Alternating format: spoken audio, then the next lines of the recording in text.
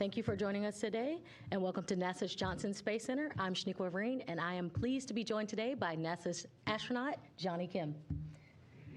We'll have some remarks from Johnny Kim, and then we'll have some Q&A in the room. We'll have folks online as well as on the phone bridge asking questions today. If you are online, you will use the hashtag AskNASA to join us. And if you are on the phone bridge, you'll press *1 to join the queue. If your question is then asked, you can remove yourself from the queue by pressing *2. Johnny, if you would like to start your remarks. Yeah. Hey, good afternoon, everyone. It's so great to be here. I've been back on Earth now for a little over a week and have mostly adjusted to gravity. It feels great to have weather again, to feel the wind against my skin. I'm here to talk about the mission. It is, I don't even know where to start. I think we had just a wonderful time. It was such a huge privilege to serve NASA, to serve public, to serve science and exploration. I think we can talk about science all day, but I'd also love to talk a lot about the human component of why we put humans in spaceflight. So with that, I think we can start. Oh, yeah. So if we have any questions in the room, we'll go to the room. I see Richard, too. Johnny, out of the myriad of experiments that you guys were doing up there on station, which one did you find the most rewarding and why? Hey, Richard. So I think if I tap into maybe the medical or physiology side of my brain, the ones where I had an opportunity to work in the life sciences glove box. And so that's a very high-tech piece of hardware we have in the Japanese module. And one of the experiments we got to do was MABLE. It was the study of bone stem cells in different media and how different environments could preclude bone loss, which would be important for astronauts and for people living on Earth who are suffering from bone and musculoskeletal related diseases. That one was particularly very interesting for me. I'd say also the one that I had a lot of fun with was maybe more the nerd and gamer side of me. And there was a great experiment where we got to interact with robots, with centers all around the world. And I had joysticks, I had very advanced controllers that were connected to these robots. And the idea was to see if astronauts maybe in orbit can interact with robots that were on the surface of, say, a planetary body. And if you do various experiments or various tasks without having to step foot onto that surface. Thank you, Johnny. Okay, we'll now go and take our first question from the phone bridge. First up will be Robert Perlman from Collect Space. Hi, thanks for taking my question and welcome back to Earth.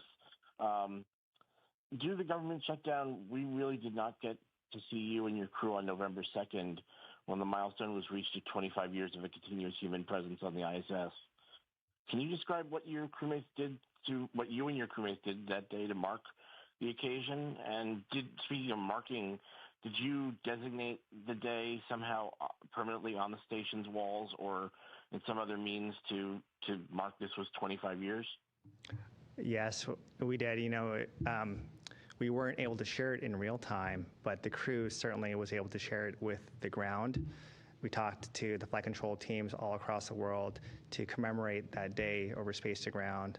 And then the crew ourselves, we got together and we broke some bread over the dinner table in the service module where it all started. And we tried to recreate a very famous photograph that I think of when I think of Expedition 1. And all of the crewmates, we got together, we had a great dinner, we had a good toast with juice, and we took that picture, which I think has been shared since then. And we've all have matching blue polos, and we're able to get the 25-year logo up in the background. And it was a great opportunity to reflect on just the past 25 years of humans in spaceflight. And it's hard to imagine, but many people today in this world, for as long as they've been alive, we've had humans in space, operating in space, living in space, coexisting. And I think that's one of the one of the greatest human engineering feats that we've had. Okay. Great, thanks. Thanks, Robert. All right, next we'll go on the phone bridge. We'll have a question from Manuel from Exploration Space. Hi, thank you so much. Manuel Masanti from Exploración Espacial. You know, congratulations, Johnny, on an incredible mission, successful, tons of science. But, you know, I was wondering, what's next for Johnny Kim? Are you, besides spending Christmas and New Year's Eve with your family, do you see yourself coming back to the station to do more science, or do you see yourself like more targeting to the moon? Hi, Manuel. You know, I tell this a lot to people, and it might sound weird coming from an astronaut. My main drive for becoming an astronaut was not to go to space. Of course, that's part of the job, but for me, it was a much more intrinsic, deeper desire to be able to serve on the platform of public service that we have at NASA in the name of science exploration. And that part has always called out to me, and it still calls out to me more than ever. And so in that, I would love to go back to space. But it's not something that I feel that I need to do. I am very, very passionate about maximizing one's value and the people you work with, the value that they bring, and bringing out the best in everyone. I think that is one of the greatest forms of leadership that we can do for each other. And so that's what I'm very interested in. I think that co-aligns with our goals on the space station and with Artemis, our return to the moon. And so I'm excited for what that future brings. All right. Thank you for your question, Manuel. All right, next up we have a question from online. What experiences on orbit surprised you? How easy things were hard and how hard things were easy. Let me give you an example. So I can simply put this bottle of water down right here and turn my head, and I know it will be there. Okay. I can open up a bag of water bottles and just simply move it from one bag to the other very easily. That is extremely hard to do in space. You'll open up a bag and everything just kind of spills out. What you end up doing through experience, trial and error, is that you'll open up a little tiny slit on this bag and you'll take out the one thing you need and you'll quickly close it up because you don't want anything else to float out of there. And then I'll put it where I need to and I'll close that up. And then I'll open this up and get out the next thing. It's incredibly inefficient. But after you lose enough things in space, you realize that's the way to do it. That's the easy stuff that's hard. The hard stuff that's easy, I can grab this entire table, like if it was 10 times as heavy as this, I could grab it and I could just push it with one finger and translate it down the module. No problem. So easy things are hard and hard things are easy in space. All right, one more from online. What did you miss while in space, and what was the first thing you did once you were back on Earth? Okay, so I know what I'm supposed to say or what I should say, but I'm just going to be honest. Of course, I missed my family. Right. That's like the easiest, most authentic answer. I missed my wife and my kids and my dog, and now I had a second dog, so that was fun to come home to. I missed weather. I missed food. I missed cooking. I really like to cook. All of those other things. But the thing I really, really missed was unfettered access to technology. I'm just a big nerd and a technologist at heart, and I like to have 24/7 access on my own time through a phone or the computer to the latest LLM model or research or technical manuals, and that kind of access to information is what I've always craved, and so I kind of missed my phone. That's like, I know, healthy. I missed healthy access to phones. How about that? All right, we'll take one more online for now. We'll go to James Dowling from West Hartford Community Interactive. Yes, hi, Dr. Kim. This is James Dowling Healy, West Hartford Community Interactive. I just wanted to say thank you and welcome back, and congratulations on the successful mission and the new dog. My question has to do with adapting to space and then adapting back to the return and gravity, everything like that. I'm wondering what tips and tricks the other astronauts provided for you and what worked best for you, and if those are going to be codified officially or if they're just sort of unofficial advice from your colleagues. Hey, James. So there's a lot of tips and we call it gouge, on what to do or what not to do. You know, I think the interesting part about it is that as humans, we all have different reactions to the same stimuli. So what might work for someone may not work for someone else. And a lot of it happens to be experimentation. And in fact, if you talk to a lot of the veteran flyers, their first experience or their second experience doesn't even match their first one, despite repeating kind of the same protocols they might have done. For me, on the way up, I did not take any pharmacological meds. I kind of wish I had, because I was quite motion sick once I got to the space station, and it lingered for a few days after that. I felt like I had learned my lesson on the way up, and maybe I need to be a better physician. I think physicians can be the worst patients because we just don't take medicine very often. But I thought, hey, I'm gonna try something, and so I took some motion sickness medications on the way down. Don't know if that helped, if I would have been just fine, but actually I felt like my recovery on the ground was drastically different than my on the way up. I felt very little to no nausea or motion sickness, some dizziness, and which is really attributable to the vestibular system. We have these inner ear organs with fluid called lymph in them, and they got these little hairs, and they tell us about acceleration. And that kind of just turns off when you're in space because you're not feeling the force of gravity. And that was very jarring, disorienting, but I fortunately didn't have any kind of motion sickness tied with that. As far as advice, I don't know. I think listening to your flight surgeon and just trying to experiment with what might work. Thank you. Great question. All right, we'll go back online. We have a question that says, what were some of your favorite moments looking out the cupola?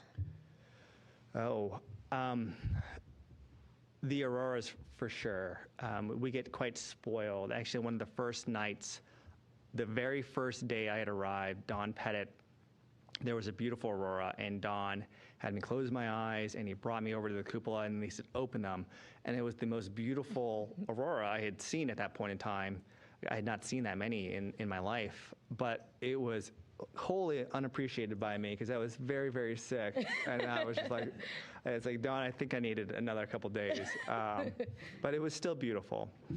And then we just continued to see beautiful auroras. I would monitor the KP index on the NOAA website.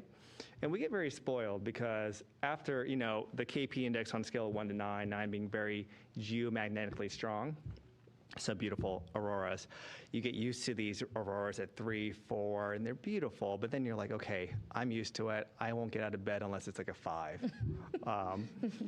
We had a coronal event, pretty significant one, I think in November, and I think it resulted in a lot of people in North America being able to see these beautiful auroras in places that you normally wouldn't. You can only imagine what it looked like from it was a KP index of almost 8.59. I had never seen it that high. We were ecstatic. NASA was a little concerned for the additional radiation we would have, but we were like, well, at least we get to see some beautiful auroras.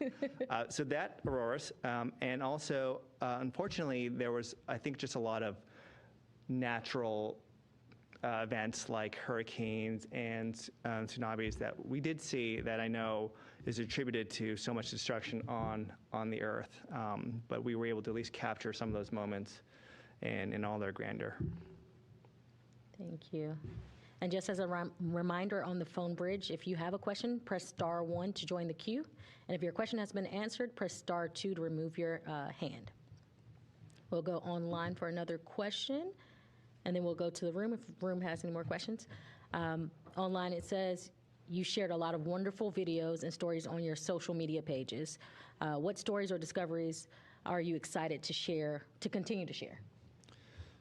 That's so easy for me to answer because it's not the story. The story of science is very important, but what I believe, now after having spent 8 months in space, is that the most important reason, the most important thing we can bring back when we put humans in space, on the space station, back on the lunar surface, one day on Mars, is the human story, that human condition we bring back, that human connection we make. I think that leads to inspiration, which is one of the most beautiful gifts we can give to the next generation. That inspiration to want to make the world a better place, to be the best version of yourself. That really touches me and my soul. And of all the things that we got to do on the space station, that was the most important part for me, was sharing those human components of the space station, of the times when we were around the Node 1 dinner table or the SM dinner table, and us celebrating with each other through the holidays. Those will stick with me, and I think those are the most important aspects of human spaceflight. Thank you. Okay, we'll go back to the room. Richard 2 of the Post newspaper. Johnny, a follow-up question. Say someone that's fresh to the Corps gets selected for a mission. What advice would you give them as someone that just came back from 8 months on the ISS and all these fresh experiences in your mind? Advice you give to them to help prepare them to be successful? Yeah, Richard, I actually got to have this privilege to do just a couple days ago. Frank Rubio, a classmate and a friend of mine, is the supervisor for the newest class of astronauts who arrived not too long ago. And I got to share 30, 45 minutes with them, and they were able to ask me about my experience and any questions that they had. And this question came up. And my response to them was that the most important aspect, the most important trait to have for a successful space mission is good interpersonal relationships. Is having the skills we term as soft skills. Is having the ability to listen, to lead, to have compassion, most importantly, have empathy. I think we like to focus on flying jets or doing spacewalks, doing the really fun and hard and cool things in space. And those are important, absolutely. But mission success is not so much dependent on those technical skills. They are important, but for the most part, I mean, as astronauts, we are trained to a very high level in our technical expertise. And so technical expertise and competence is usually not a limiting factor. What's important is how we treat each other and how we do in those teams. Because going to the moon and going to the Mars is going to be a very long trip in a very small space. And if you do not get along or know how to get along with your crewmates, that is going to have a much bigger effect on mission success than any other technical skill. Thanks. Welcome. All right, we'll go to the phone bridge. I see Yi Hai online. Yes. Hello, this is from South Korea. Congratulations on your return and success. Many Koreans are very interested in your journey. How do you think your Korean identity has influenced your life and career? And do you have any message for your Korean friends? Thank you. Thank you for the very, very kind words. I certainly think that growing up as a Korean American has helped shape me become the person I am. And the way, when I think about it, I really think about empathy, because I, like a lot of first generation or second generation Americans who have had immigrant parents, you can kind of feel in between two worlds. And I certainly felt that was not unique to being Korean American. That's really, again, covers the broad spectrum of our backgrounds in our great country. But growing up like that made it sometimes hard for me to have an identity, where I didn't really quite feel I was very Korean, or I didn't feel I was quite very American. And that was hard. Those are hard. And I know a lot of people growing up have those challenges. And having those challenges for myself gave me a lot of understanding, a lot of empathy for that. And it's made me, certainly has had a strong effect on the person I am today. So I think that when you ask me that question, that's the first thing I think about is that empathy component of growing up in challenging times. What would I like to say to all of the South Koreans is, I know CASA, the Korean Space Agency, is just starting up, and I'm very, very proud of that, and I'm looking forward to that, and I think is reflective of the continued international collaboration that NASA has led in and the benefits we can have when we work together. All right, thank you. All right, question online. What research did you start, and what would you like to see continue, and the real-world impacts that would relate to it all? So when I think of real-world impacts, everything we try and do in space should have some return on investment to people, right? That we explore space for the betterment of humankind. The one that touched me while I was up on there was doing research into pharmaceuticals, because pharmaceuticals can treat a wide range of diseases, and one of them happened to be working on a cancer drug. Being in a microgravity environment, we have the ability to create very fine particles, these therapeutic drugs, that are able to grow in a way, their crystalline structures are able to grow in a way that is hard to replicate anywhere else other than in microgravity. And the idea is that, well, if we can copy some of these manufacturing methods that we do in space on Earth and increase the potency, the efficacy of these drugs, then we can treat more people. One of the more famous examples of this kind of research was a study on Keytruda, which is a cancer drug, and seeing how we might be able to better produce a more potent drug in space with those manufacturing methods, and how that might help patients here on Earth. Thank you. All right, back to the phone bridge. We have a question from James Dowling. Healy? Yes, hi. I got James Dowling Healy from West Harvard Community Interactive again. I just wanted to piggyback on what was said about the value of the social media stuff. I particularly enjoyed the videos where you kind of did a brief run-through of some of the experiments from beginning to end. That was really excellent to see the equipment. I was wondering if any of the experiments that you did were exciting, or you enjoyed them more than you expected to, or had surprising results. And then I hate to do this, but I had another follow-up question on the importance of team building. I know NASA has talked about the importance of food, especially for bringing everybody together and keeping astronauts happy. I wasn't sure what your favorite foods were, and if it was or was not the Thanksgiving special that you guys had. Oh, yes. Thank you. Okay, let's do the food one. That was easy. I like eating a lot, and the space station has a lot of great foods. My favorites were most of the international foods. So the Europeans and the Japanese and the Russians had really, really good food.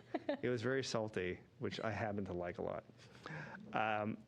The Thanksgiving present from the food lab here at Johnson Space Center, thank you very much, by the way, had some excellent food. Great turkey. My favorites, though, were actually sent up in my care package.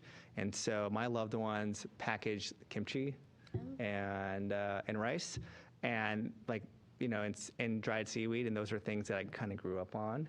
And I just didn't have much of that up. There was nothing on the menu that was even remotely close to some of those things. So being able to have that a little bit at home was really nice. And see, so going back to, you had a different question about some things that I was really excited about. I kind of talked a little bit about a couple of them. One that I thought was really, really interesting was a thigh cuff study, where we put on thigh cuffs on astronauts at various pressures to reduce the blood flow back to the heart. And at a big picture level, the reason we're interested in this is because there is a space-associated process called SANS, space-associated neuroocular syndrome. It's a fancy word of saying that being in space has some maladaptive changes in our bodies. We know this. We have a lot of fluid shifts, we have bone loss, musculoskeletal loss, but one of the other things is that our eyes can be affected. And you can imagine if you're going on a long-duration mission to Mars and you see 20/20, but by the time you get there, you don't see that well, that can be an issue. And this study investigated using ultrasound how those thigh cups might affect changes to blood flow return to the brain, to the eyes, and how that might affect whether or not SANS can fully develop under those conditions. Very good. Thank you. Okay. Back to online questions. All right, we have a question that says, you talk a lot about the human elements and personal connections. Were there moments on orbit that you felt the connection strong? Connection was strong? Yeah. Oh, yes. Were there particular moments that you felt drawn to? Absolutely. I mean, there were hard days up there. There were fun days, easy days. But, you know, when you put humans in a small tin can and you have them do hard things, despite how well trained they are, there's going to be some hard days. And those are the days I remember, not because they were hard, but because, or sometimes they were just bad days, really. Just so you would have a Monday on a Friday. I mean, it happens. But because those were the days you had the opportunity to ask for help, and your friends had the opportunity to give help. And countless times, my crewmates, Zena, Mike, and Kimia-san, who are up there right now, along with Chris, and if you're all watching this, I love you all. I miss you. Can't wait to see you all. Just have, you know, you're having a bad day, and they're like, we got your back, Johnny. and having that kind of love, it's hard to articulate how good that feels and how positive that kind of environment is to give your very best. Those are the days that will stay with me. Nice. All right, and with that, it looks like we have one more question in the queue before we wrap. If you have any final questions in the room or online, we'll get you set now to ask your question, and if not, we will end our broadcast. All right. Checking. Okay, that looks like the last question for you, Johnny. All right. All right. Well, with that, we'll thank everyone who came out for this news conference for Johnny Kim's return to Earth, and happy holidays. Happy holidays.